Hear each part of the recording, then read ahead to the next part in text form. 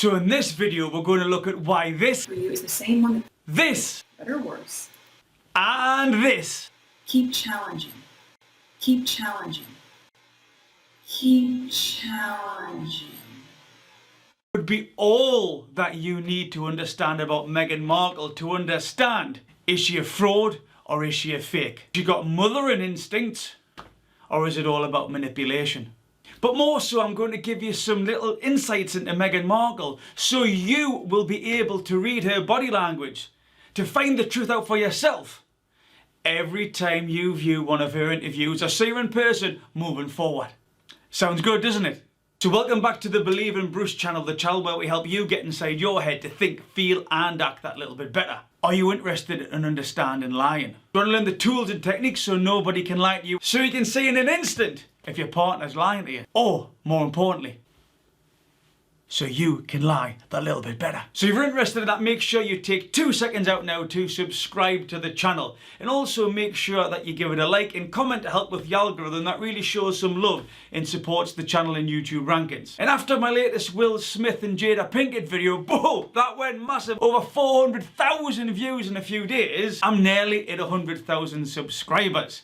It would be great. It would make my daughter's day. They would think I'm Superman if I can get up to 100,000 subscribers within the year since I started YouTube. So again, if you can take 2 seconds and you are interested in what I do, please subscribe below. I would be eternally grateful. You can also follow me at Instagram. This is where you can catch me. So Meghan Markle, oh, such an evocative topic. Such an evocative topic, yeah? And I don't really want to pick a side. Is she great? Is she not so great? Is she, has she got those mothering instincts? Is she manipulative?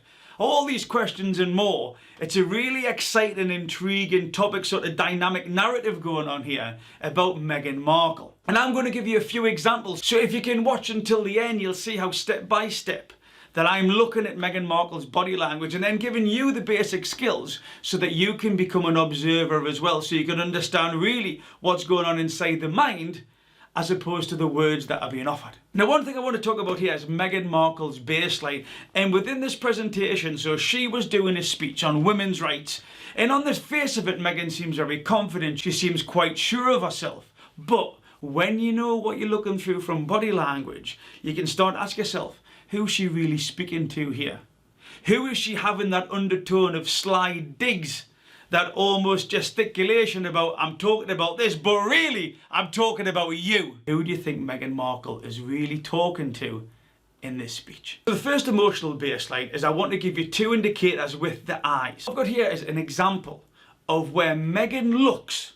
Again, there's all these types of studies around about if you're telling the truth, you look this way. If you're not telling the truth, you look that way.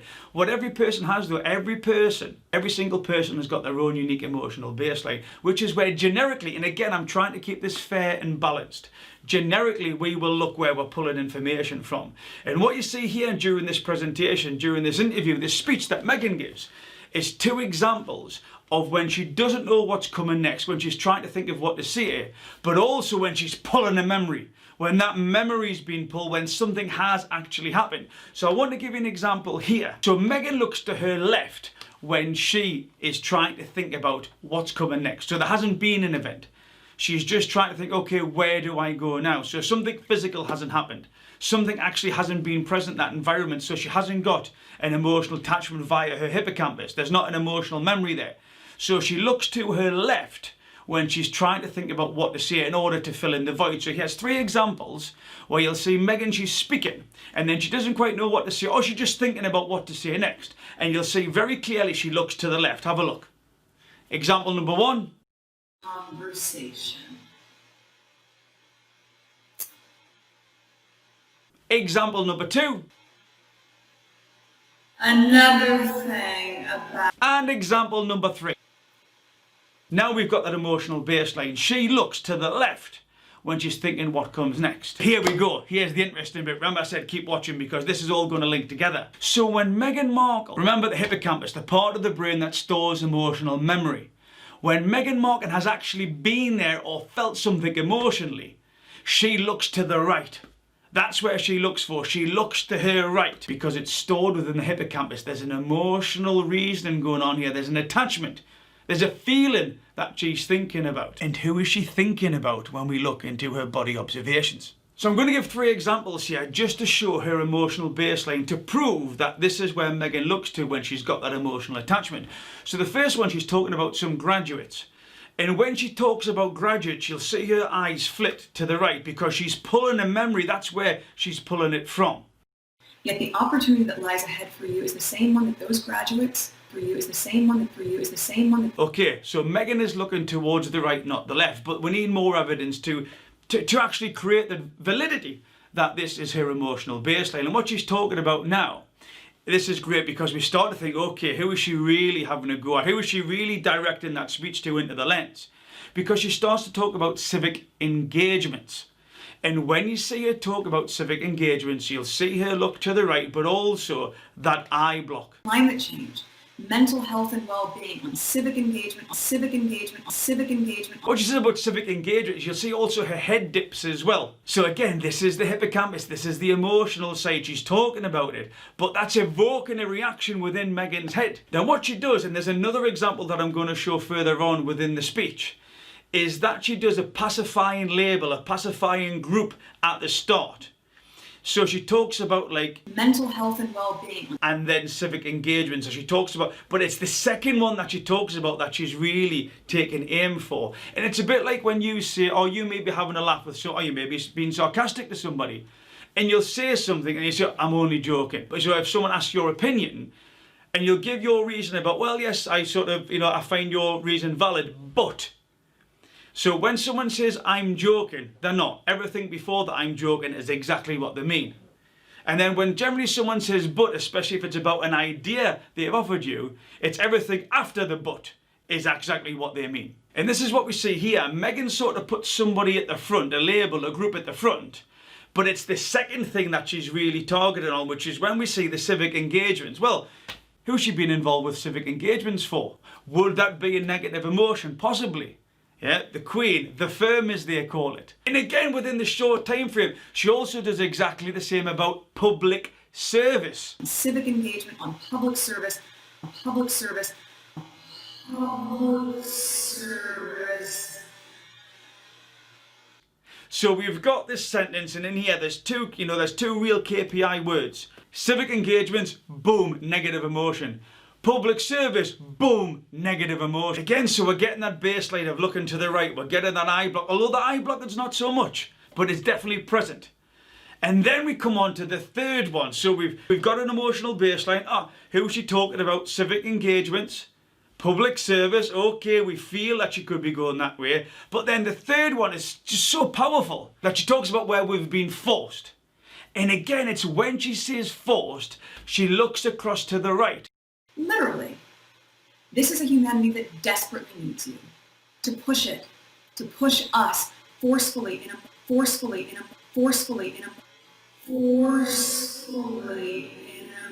When she talks about being forced, she looks across to the right. Well, what does that indicate?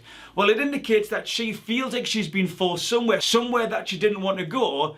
And why do I know that? Well, that's the reason she's bringing in a memory from the hippocampus, that emotional memory, that she's been forced to do something that she didn't want to. So you see, when you start to pull this together, it's all there. You just need to know what you're looking for. Now we could hazard a guess about who she's speaking to. Now this is a really interesting one because she talks about lawmakers and leaders. But again, we've got that pacifying group at the start, and it's the leaders that she's really talking about. I'm just joking. No, you're not. It's this bit that you're talking about. You'll see at the start here, she does a breathe in, and it's so subtle, you need to be so aware of it, but it's like... Another thing about... Now that sound is a breath in. A breath in, so it's not a relaxing breath. She's getting herself primed, she is priming her adrenaline system. That's why you hear the breath in. That intake of breath, you are filling your body full of oxygen, getting ready for the fight. Meghan is getting ready for the fight, and it's what's come next. What comes next? That proves about the turmoil, the fighting, the frustration, the pushbacks that's going on inside Meghan's head. She talks about lawmakers and leaders. It's the leaders that she's talking about. Well, who's the leader of a country? Another thing about those lawmakers and leaders and executives I mentioned earlier. Now, many of them, better or worse, they don't listen until they have to. And then here, this is where you see some discomfort in Meghan. because she's talking about the lawmakers and the leaders, and she actually opens up her hand here. Remember, the open hand is a symbol, I've got no weapon, I mean no harm. But there's nobody there in front of Meghan, but she's seeing who she's talking about in front of her to say, hey, I mean no harm. She's fearful. She is in self-doubt about making this statement. And again, you've got the behavioural cluster that actually combines to prove more validity to what I'm saying, because she looks down. Down is the area of self-doubt. Down is the area of untruth. Down is the area of, I'm not too sure about how this will land or about what I'm about to say. And again, you'll see this at the end where she says, they don't listen until they have to. They don't listen until they have to. They don't Now, who do you think she's speaking to? We've got the behavioural clusters, we've got the eyes being pulled from there, we've mentioned the civic duty, we've mentioned the public service, we're really talking about leaders. I'm being forced into a different direction. When you understand about body language, you can understand the true meaning, maybe it's the subliminal messaging that's coming underneath what you're receiving on the face of it. And the last bit that I want to cover here is where she's given sort of one of it's not a final statement, but it sounds like it is. And remember, we talked about eye blocking.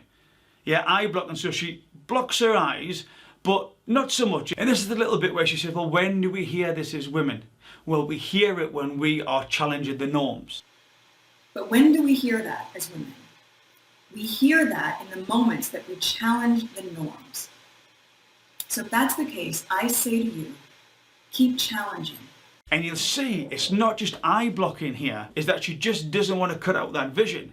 There's some long eye shutting, which is even more powerful. I don't even know where you are, but it's even more powerful than an eye block. She says, I want you to keep challenging.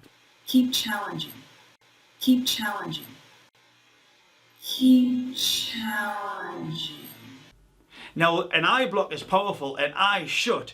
Oh, she's got an argument going on in her head here. So yes, Meghan Markle could seem confident. Meghan Markle might come across as a great orator. I'm not saying she's not. But when you look under there, that subtle messaging, that sly digging, that subliminal narrative that she's trying to play out there, I think we could all understand a little bit more about Meghan Markle's body language moving forward, and also potentially who that speech is really aimed at. Please like and subscribe to the channel. It'd be great if you could take 2 seconds just to go down below. If you think I've added value, I hope I've added value. I hope I give you some more information that you can learn about Meghan Markle, but also about yourself, and you can take into the wider world as well. So if you can like and subscribe, that would be brilliant. And also, please leave your comments below. As always, feel free to use my content in any capacity that you want. It's all about sharing the learning. And also remember to follow me on Instagram. That would be brilliant. But more importantly than any of this, believe in Bruce. Please remember to be kind to yourselves and each other.